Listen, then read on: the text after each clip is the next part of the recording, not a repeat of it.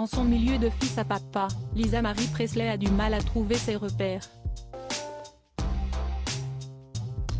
Adolescente rebelle et en conflit avec sa mère, la fille d'Elvis Presley voit ses camarades de classe devenir fous, d'autres sont morts, les derniers sont en centre de désintoxication ou apparaissent dans la presse à scandale, confiait-elle à Paris Match en 2008. Perturbée, la chanteuse, décédée ce 13 janvier, aurait voulu être normale. Alors, elle brûle la vie par les deux bouts, teste à son tour ses limites qu'elle ne cesse de repousser jusqu'à risquer sa vie. En 1984, elle n'a que 16 ans et ne connaît déjà que trop bien les effets de la cocaïne. L'un de ses camarades confesse n'avoir jamais vu personne ingérer autant de cocaïne de sa vie. Il raconte, au bout de 72 heures, elle s'évanouissait. On croyait qu'elle était morte, mais elle en redemandait, rapporte le magazine.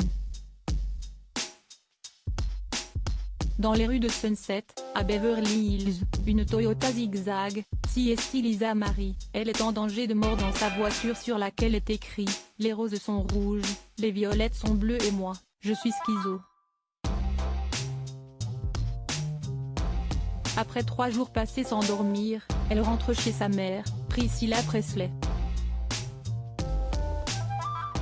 Tout au long de sa vie, la fille unique du King n'a eu de cesse d'affronter ses addictions et celles de son entourage.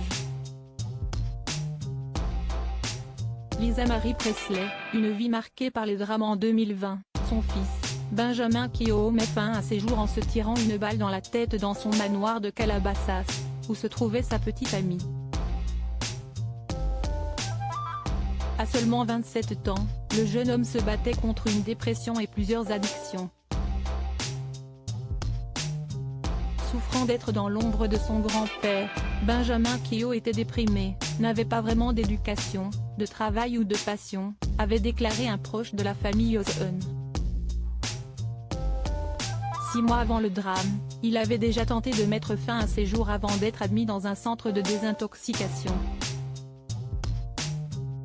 Au Daily Mail, le manager de Lisa Marie Presley confiait « Elle a le cœur brisé, elle est inconsolable et plus que dévastée, mais elle essaie de rester forte pour ses jumelles de 11 ans et sa fille aînée Riley.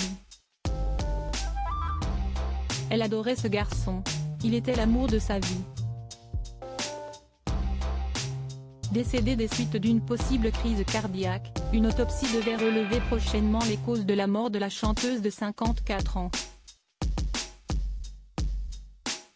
Le 22 janvier prochain, elle sera inhumée auprès de son fils et de son père à Graceland, le somptueux manoir d'Elvis Presley situé à Memphis. Crédit photo, agence.